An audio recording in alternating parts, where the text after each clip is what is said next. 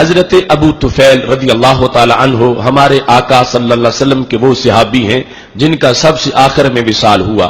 ان کا نام حضرت عامر بن واصلہ کنانی ہے.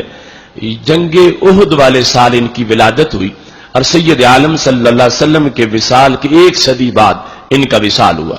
تو حضرت ابو طفیل رضی اللہ تعالی عنہ روایت کرتے ہیں کہ سید عالم نور مجسم شفیع معظم صلی اللہ علیہ وسلم بیٹھے تھے تو ایک شخص اپنے بیٹے کو سرکار کے پاس لے آئے.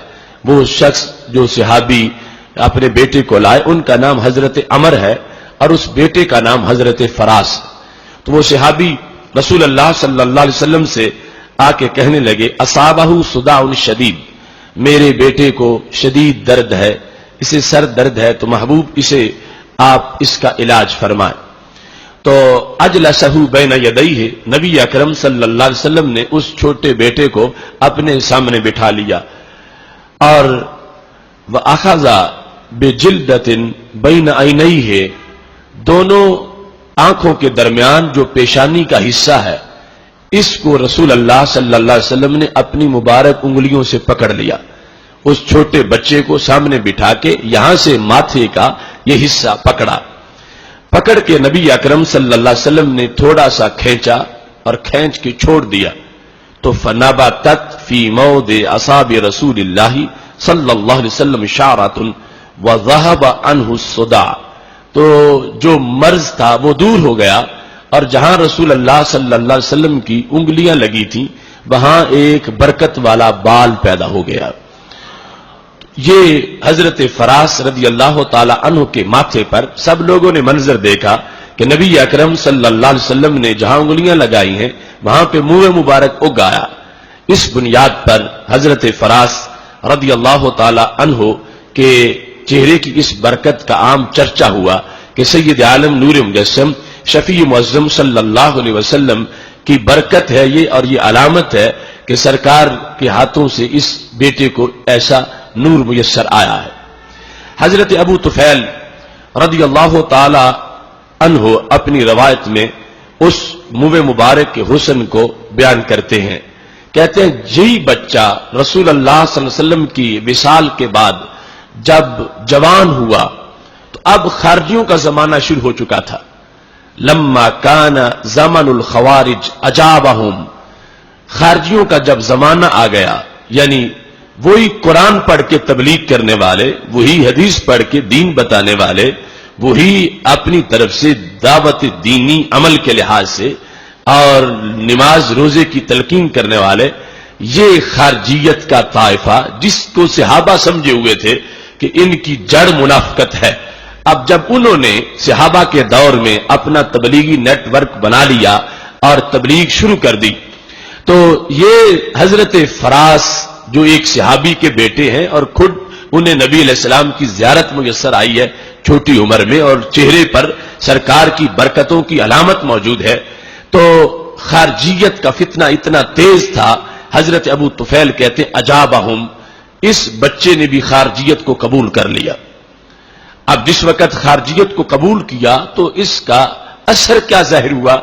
کہتے ہیں ساقطت الشعرۃ عن جبہتہ، وہ برکت والا منہ مبارک ماتھے سے جھڑ گیا. ساقطت الشعرۃ عن جبہتہ، رسول اللہ صلی اللہ علیہ وسلم نے جو انگلی رکھی تھی تو منہ مبارک پیدا ہوا تھا. اس بندے نے خارجیت کی بدعقیدگی کو قبول کیا تو وہ منہ مبارک جھڑ گیا. اب جس وقت حضرت عمر کو پتا چلا کہ میرا بیٹا خارجی بن گیا ہے، اب خارجی بنا ہے، یہودی عیسائی نہیں بنا، خارجی بنا ہے، قرآن کے درس سنتا ہے، خارجیوں کے حدیث کا پیغام سنتا ہے، لیکن صحابی سمجھتے ہیں کہ خارجیت کس زہر کا نام ہے، لہذا حضرت عمر رضی اللہ تعالی عنہ نے فوراً اس پہ ایکشن لیا.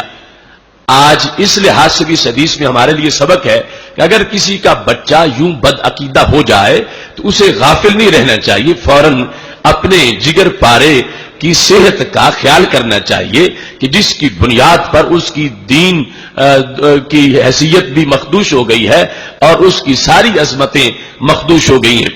تو حضرت ابو طفیل رضی اللہ تعالی عنہ نے اپنے بیٹے کو جو اب بچہ نہیں جوان ہو چکا ہے، اخذہ پکڑا، हाबासहू, जंजीरों में जकड़ा, व क़य्यदहू, और कमरे में बंद कर दिया। आखाज़हू, हाबासहू, क़य्यदहू, ये काम कौन करने वाले हैं? ये करने वाले हैं सहाबी रसूल सल्लल्लाहु अलैहि वसल्लम। अपने बेटे को पकड़ के, बांध के, कमरे में बंद करके बचाना किससे चाहते हैं? मखाफत अन यल्हक़ बिहिम, बचाना इससे चाहते हैं कि किसी खारजी का दर्से कुरान जाके ना सुने, किसी खारजी की बातें ना सुने, किसी खारजी के प्रोग्राम में ना जाए, इससे किसी खारजी की मुलाकात ना हो, कोई खारजी इससे आके मिल ना सके। उन्होंने अपने बेटे को कमरे में बंद कर दिया। अब सदियों का फासला अभी नहीं गुजरा, अभी तो कल रसूल अल्लाह सल्लल्लाहु अलैहि वसल्लम का विसाल हुआ है। इसी बेटे के माथे पर सरकार की उंगली से मुंह मुबारक उगा था।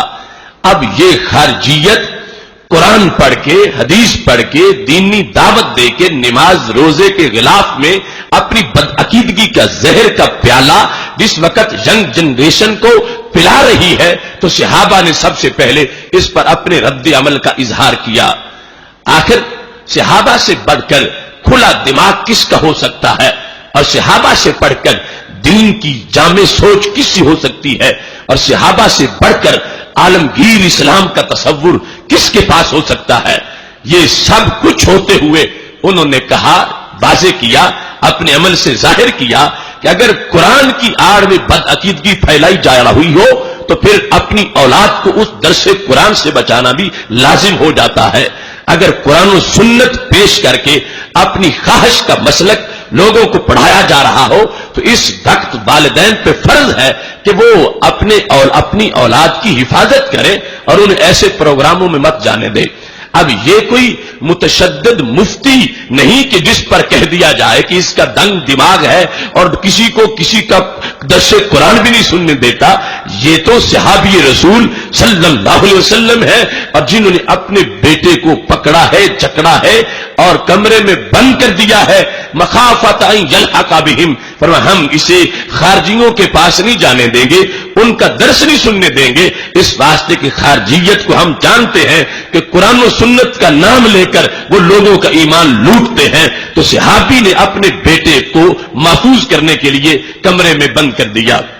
अब जब बदअकीदगी फैली, सहाबा ने ये ऐसा तर्ज अमल इख्तियार किया, तो अब जो सुनने वाले हैं उनका हक क्या बनता था? तो हजरत अबू तुफैल रज़ी अल्लाह ताला अन्हु को पता चल गया कि वो फरास जिनके माथे पर रसूल अल्लाह सल्लल्लाहु अलैहि वसल्लम ने हाथ रखा तो मुंह मुबारक पैदा हुआ, अब वो खारजी बन गए हैं और मुंह मुबारक झड़ गया है। एक तो फिर नए सिरे से लोगों को पता चला कि ये सरकार की विसाल के बाद भी मुंह मुबारक ने बता दिया है, झड़ के रद्द अमल जाहिर करके अपने एहतिजाज से यह साबित कर दिया है कि जिस सीने में खारजियत हो चेहरे पे नूरे ईमान बाकी नहीं रहता।